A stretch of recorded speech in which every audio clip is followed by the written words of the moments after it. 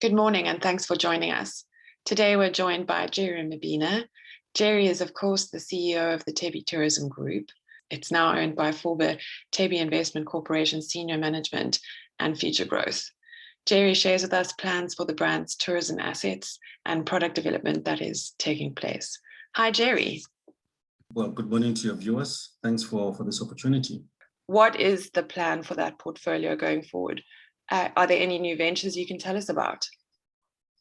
Absolutely. I think for us, these things almost happen simultaneously, all right? Okay. So we've been on this transaction of a management buyout.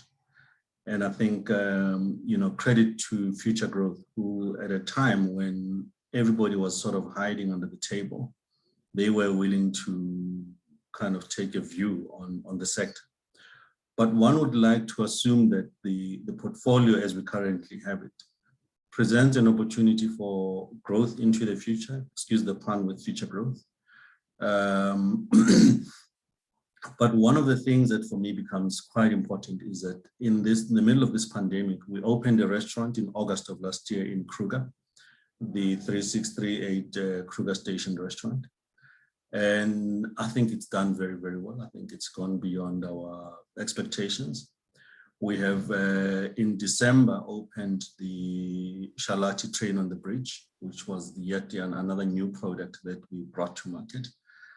And as soon as probably in the next 2 months, we'll be bringing what we call the Sanctuary Mandela, which is President Mandela's residence, which we've converted into a hotel / a place of reflection in a 9-bedroom, beautifully done house where you get to feel, live, and experience life as President Mandela would have experienced it. So those are kind of the most immediate ones. But in the medium to long term, we've got 3 projects which are going to be pop-up hotels. They come out seasonally. There's 2 in the Kruger National Park, and then there's another one in the Western Cape in the Knysna Forest. So we're quite excited, yeah. It's some interesting product development happening there, and at an interesting time. What numbers do you look at? What metrics, market feedback, what do you look at that makes you so confident? You're investing when people are holding on.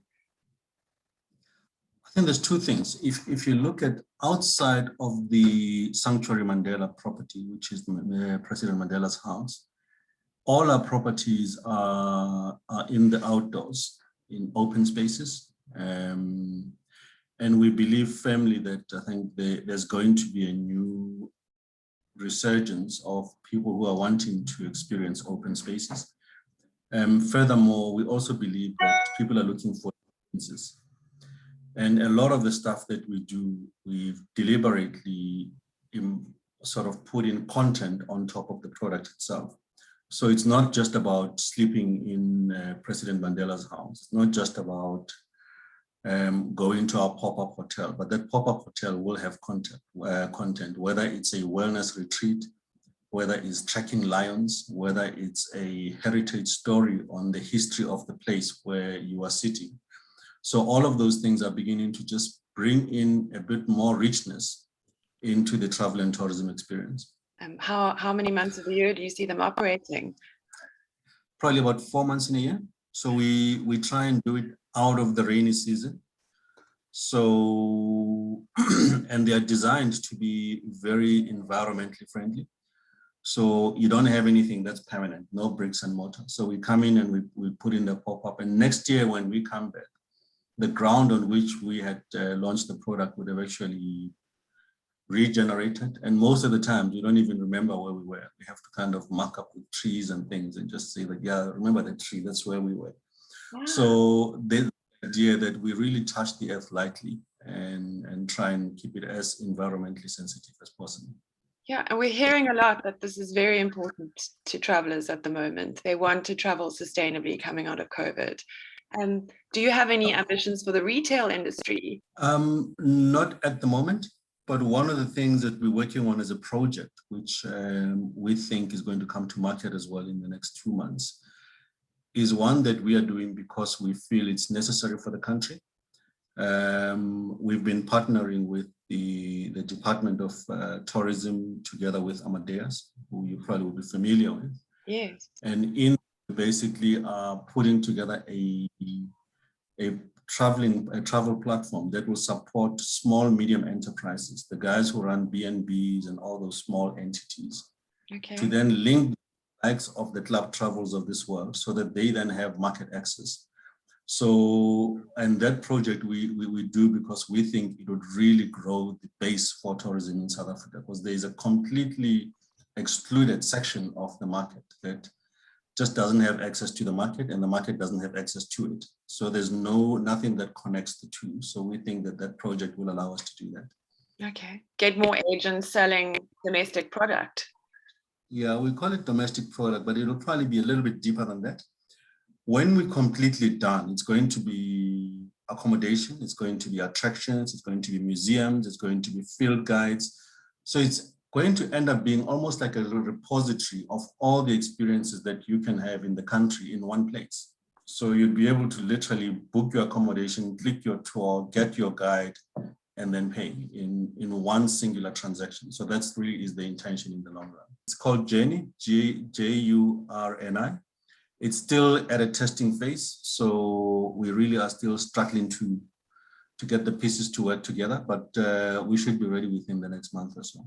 That's very exciting. Please keep us posted. Tangible transformation is something we know means a lot to you personally.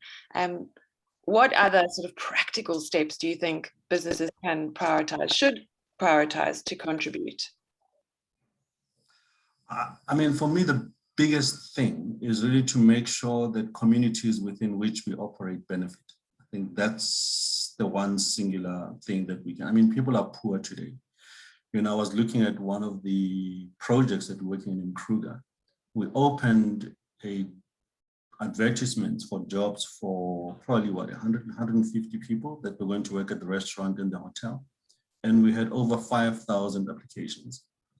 And you know, when you sit there and you have to turn back the entire 4,800 that you don't accept, you wonder how each one of them feel after they have been rejected and how many times they would have been rejected.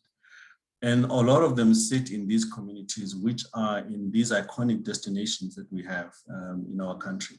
We've got to find a better way to give them sustainability in life, or else they will not support us as business operators. They will actually make it difficult for us to operate. Thank you, Jerry. Thank you.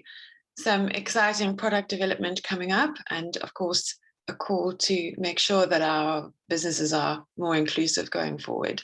That's all we have time for today. Thanks for joining us, and we hope to see you again next time.